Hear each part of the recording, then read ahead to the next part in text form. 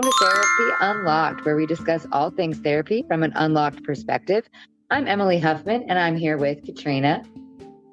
Hello, Katrina Mondragon, licensed professional counselor. I am a professional, but not your professional, so nothing we're going to talk about today should be taken as medical, legal, or otherwise advice. This podcast is purely for education and amusement.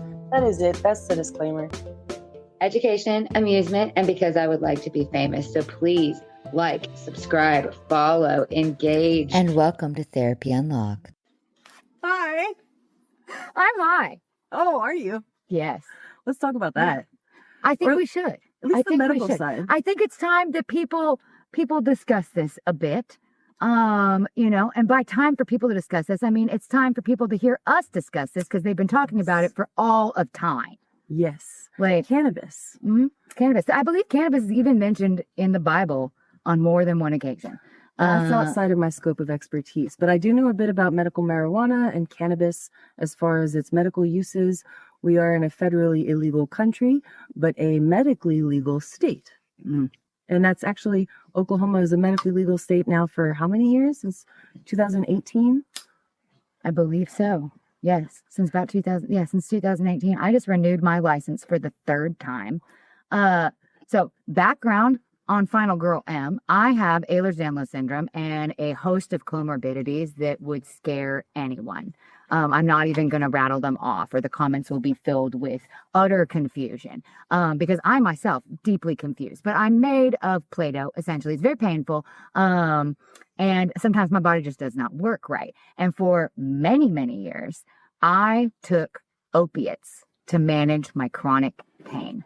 I had to go to pain management. And when I say I took opiates, I mean, somehow I graduated college with those big, huge tumblers of narcotics.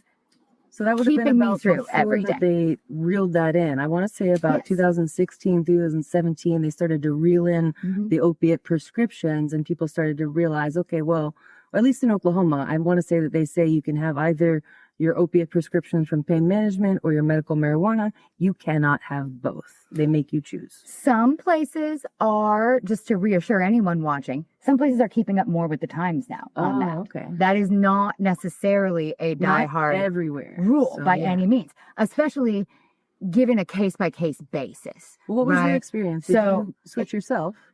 I discussed it with my doctor. I discussed it with my primary care physician. And I know you don't remember, but I was a late adapter on that one because at the time I was in college, money was very tight and it was expensive. It wasn't something that I thought that I could afford to do. That is something that people wonder about, whether it's cost effective, whether it's in their budget, and what forms of ingestion are there. People hear cannabis and automatically think smoke. That's not the case not necessarily. Nowadays. And it's not just edibles either. Some people think edibles and, those don't work on me, whatever.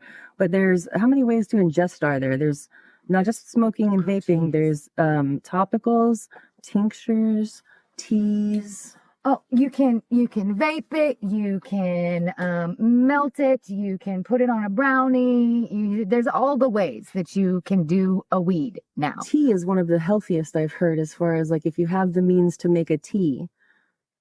We used to make tea out of the seeds and stems and keef when I was young, and it was deeply illegal. When you bring up an important point, something I wanted to mention is the entourage effect. So there's these isolates that are being, like these compounds that are being isolated in research for research purposes, the THC, the CBD, the CBN, the individual components of cannabis. However, there is this entourage effect that people get from the whole plant. So when you see full extract or full extract cannabis oil or full extract edibles or whatever the case is. Full spectrum, yes. Or like the Rick Simpson oil. Yes. It was like a full Simpson. You're more likely to get the entourage effect and the synergistic effect of all of the cannabinoids and their whatever it is that they do magically. And I say that magic is just science that we don't quite understand. And while we're talking about the benefits, we will get to the risks, the dangers. But what other benefits would you say there are? What? I wasn't saying anything. What are we talking about? If you're watching the video right now, then you got a secret piece of information. That said, though, I would say that the benefits are so numerous for my personal life and experience. But the one thing I will say before I go on to praise marijuana up, down, left, right, and around the corner is that I don't believe, save extreme circumstances, that anyone under 25 really needs to be smoking marijuana. And the reason for that is probably brain development. Yes. Because we're still in adolescence until about 25 to 27. Our brain is still growing.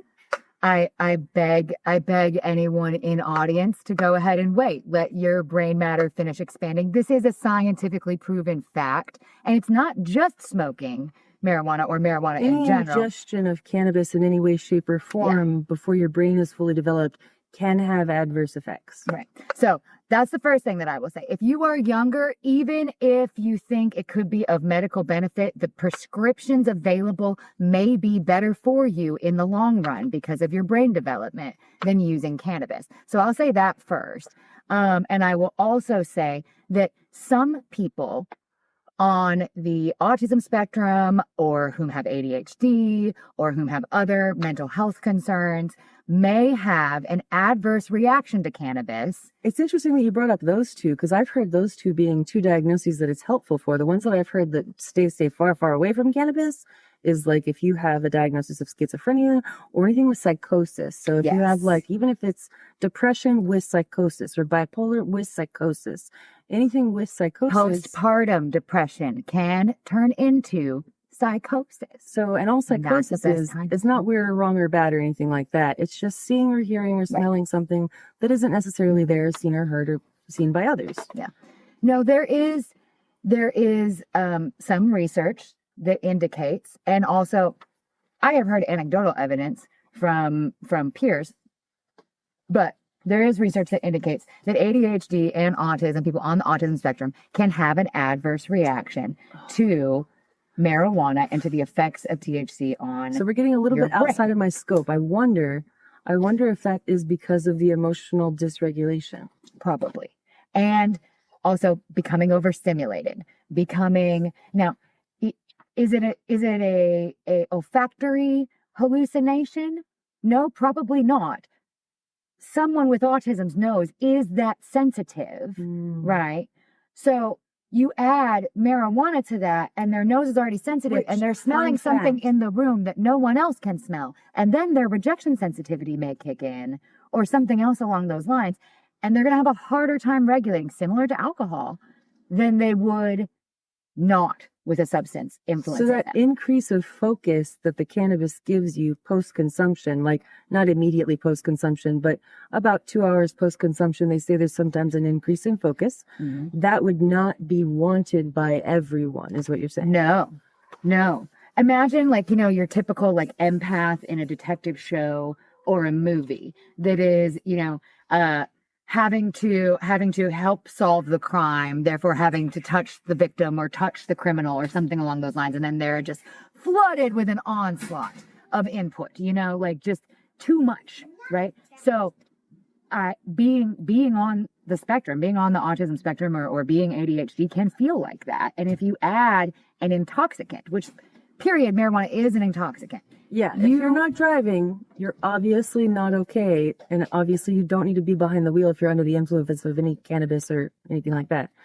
We're probably buzz killing people, and it's probably not what they expected. So let's go back to the benefits. My initial coming in here, which is why I'm now going to say, I love weed. I'm an avid gardener. And I don't pathologize cannabis, meaning it's not always a problem. Do some people have a problem with cannabis? Sure. However, just because somebody has cannabis in their medication management does not mean that they're living in fear because of the fact that they smoke cannabis. No, let's treat the problem, not say it's a problem because you smoke cannabis. Exactly. So, the benefits of cannabis use, and I have one other thing we'll have to cover before we finish recording, but the benefits of cannabis use in my personal life was the almost complete eradication of opiates from my life. Which can be really hard on the organs. Oh, absolutely. And also were incredibly hard on my mental health. being on opiates, I mean, I was receiving those tumblers of pills, like I mentioned earlier. I was being given so many things. Like you said, they didn't have as many restrictions around that time. Right. For those of you who don't know, pre-2016, they handed out opiates like candy. They really did. And from 2009 until 2018, regularly, I was on an opiate, a muscle relaxer, an opiate and a muscle relaxer, a steroid, an opiate, a muscle relaxer, and a steroid. I had 4 nerve ablations. And steroids are those ones that they say don't take long term either. Right. Those They are don't. short-term. And I became incredibly heavy because I had an adverse reaction to the steroid usage. Oh, I didn't know they made you like people. What, can steroids make people gain weight? Absolutely. Oh, Absolutely. It's not a die hard, if you're put on steroids, you're going to gain weight kind of thing. But like, given my unique makeup, it messed with me. kind of like how You know? some antidepressants will give people the munchies in the evening, Yes. and you have to resist that. Or speaking of munchies, do you get the munchies from the cannabis? So I do that on purpose. I need the munchies. that's a As benefit. part of my Ehlers-Danlos syndrome, I have experienced incredible appetite loss to the point where I am basically not hungry anymore. I have symptoms of idiopathic constipation, gastroparesis. Do you ever kind get of the thing. xerostomia or dry mouth? Yes. How do I you do. deal with that? Do you I get those do. little lozenges or like I know they make gum. I have to drink so much water that also the dry mouth benefits me, because another side effect comorbidity of Ehlers-Danlos syndrome is a condition called POTS, which is a major influence on my life, where I have to take in a lot of extra liquid. And In layman's honestly, terms, POTS is where you go from, like, let me see if I can explain it, from like laying down to seated, and your heart rate goes through the roof for no reason. not for no reason. Not for no reason. What is the reason? POTS is actually not a heart condition, though most people think it is, okay, because it causes tachycardia. I thought it was an autoimmune condition. It is not an autoimmune condition either. Oh, we're It learning is today. an autonomic nervous system disorder. So you're ANS. Yes.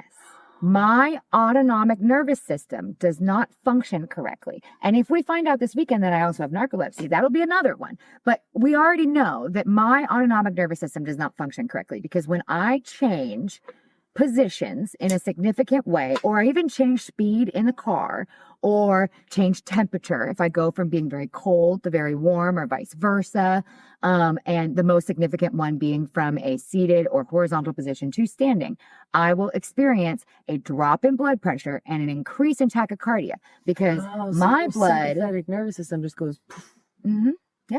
yeah. Another thing is that my blood is thicker. So my body is working harder to push it through. And I have a hard time holding on to water. So I need, what electrolytes do for you is they hold the water. They It's not make just your what plants cells crave. sticky. They are not just what plants crave, but they do have what plants crave.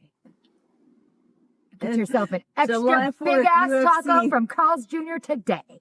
And July 4th, UFC at the White House. Oh my God, what? A topic for another time. Oh, okay. Jump scare. Clip it. That said, dry mouth is a benefit too. Appetite increase is a benefit. I would say I'm going to list just a bullet point list here. Pain relief, number 1. I am in near constant pain. I don't complain a lot about it, but I am. Scale it like pre-cannabis, what's the pain level? Post-cannabis, what's the pain level? Like during a day, or like On average, yeah. just on average? Oh, pain is a 10. I mean, when you have chronic pain, you need a different scale. I particularly like the one that starts with like, it's probably like usually other people's 10s, but like, it's like, I can tolerate this.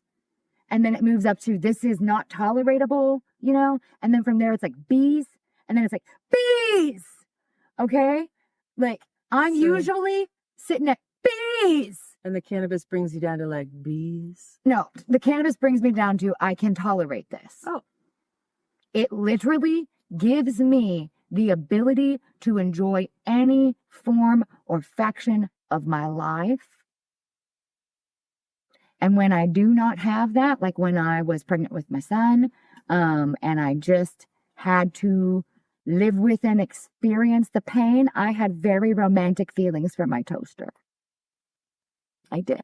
So anybody who wants to say that cannabis is not helping anyone can fight me in the Kmart parking lot. You mentioned because it helps me. Another effect of cannabis that a lot of people mention and experience is called euphoria. And that is not an adverse side effect. That is not just getting high. That is something that is synergistic within the entourage effect, I think. And so that pleasant euphoria that you get from an otherwise, well, let's just call reality. Well, and I have terrible news for the viewers watching along at home. That's all the time we have for today on Therapy Unlocked. Please join us next time as we continue the conversation. Don't forget to like, subscribe, and join us as we continue the journey to unlock the mind, one conversation at a time. What I talk about today should be taken as medical, legal, or otherwise advice. This podcast is purely for education and amusement. That is it. That's the disclaimer.